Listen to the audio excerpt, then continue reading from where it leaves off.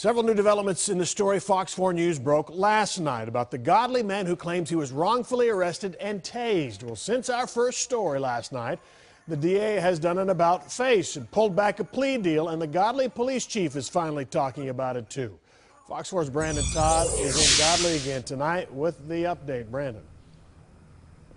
Well, right, Steve. Last night when we brought you this story, there were a lot of questions that the city of Godley declined to answer. We now have, though, some of those answers. The city did respond. We now know the officer's name and his status with the city, and we have his account of that confrontation that was all caught on video.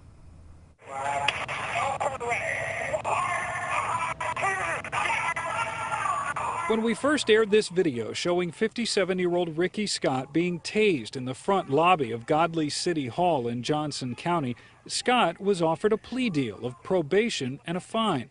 After the story aired, Scott's attorney says the prosecutor changed his mind. And they decided to withdraw the offer, and that would automatically place it on the jury docket.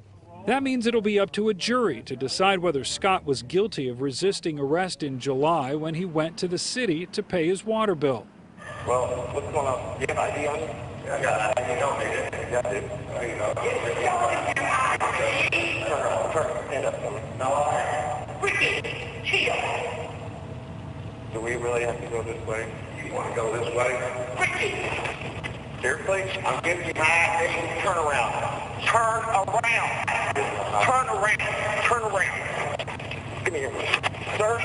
Turn around. Turn around. I'm ready to go to one because I think we'll do better that way, you know, because I'm bound to find 6 people that agree with me. But we now have the officer's recollection of how this played out. In his own words, Officer Daniel Rogers gave his account of this video in the police report that was provided to Scott's attorney, and the reason why he felt threatened by the 57-year-old in the lobby. Rogers writes, Mr. Scott then stood up from the chair in an aggressive manner while bowing out his chest and taking a step in my direction with his arms back as to strike me with his fists. Officer Rogers also writes, Mr. Scott took another step in my direction while yelling an obscenity. He continued, Mr. Scott fell to his knees and tried getting back to his feet. I tackled Mr. Scott while bringing him to the ground. Officer Rogers' report describes yelling and cussing from Ricky Scott after he was tased and describes a continued effort to resist. Our story also prompted the police chief to issue this statement supporting Rogers.